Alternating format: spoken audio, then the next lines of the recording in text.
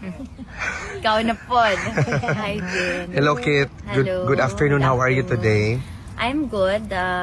PRD is also good. He looks good. I think as you've seen, he's about to be visited also by our legal team. So, he's in good hands. How is he overall, Kit? He looks good. His skin looks good.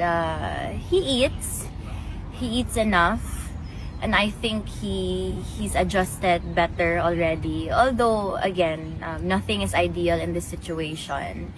Feels a bit lonely sometimes. He did mention kanina, I think he was a bit sad while saying this. But he said, at least you won't be embarrassed of me kasi wala akong ginawang masama. And then I held his hands and I said, Papa, no one's embarrassed of you. All 5 of us, including Mira, are very proud to be your flesh and blood. Everyone outside. And I mentioned also na pagpasok ko kanina, nandito na kayo, nandito si Alvin. Tsaka may naabutan pa nga ako kanina. Sino yun? Si Madam? Maingay masyado ba? Kahit nandun ako kasi I was a bit delayed while going in kasi may kasabay akong pumasok. So there can't be traffic inside. I waited sa my door, tapos narinig ko si Madam, bakit nandito ka? Sabi niya. Sabi ko, maingay talaga itong mga Bisaya.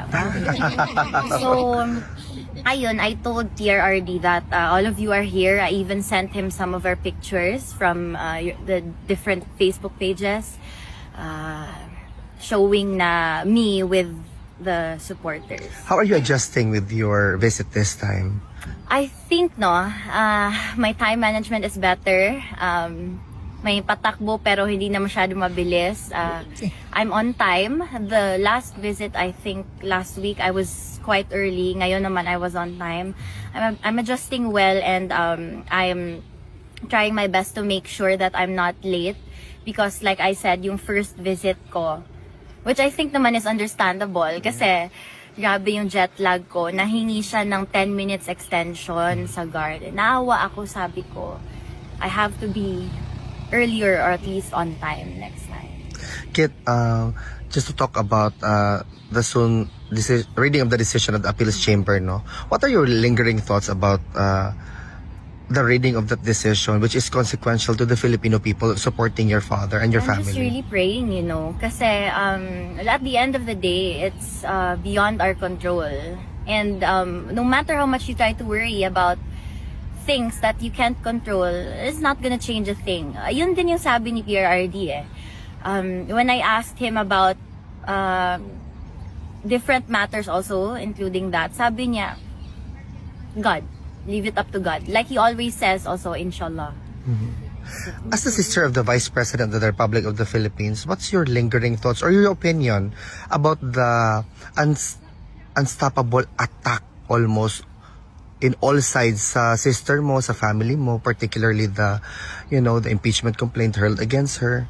Like you said, Vin, unstoppable. So, I mean, these unsolicited opinions, everything, the harassment, it's inevitable. My family, most of them are in politics, obviously subject to criticism, scrutiny. It's always gonna be there. I have no lingering thoughts because in the first place, I don't lend energy or time to the things that, again, I cannot control. Kit, what's your message, just to conclude this interview, to the Filipino people following closely the proceeding, especially upcoming Wednesday? I'm grateful for your continuous support, mga kababayan ko. To be honest, I deem you braver than all of us because kami na pamilya, mga anak niya, hindi namin kaya manood actually.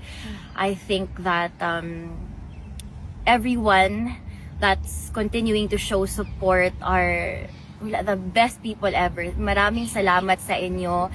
Like PRRD said, he hopes balang araw he can repay that loyalty. So maraming salamat sa inyo. I hope we never stop until he is home. Bring him home. Thank you, Kit. Mabuhay ka. Thank you.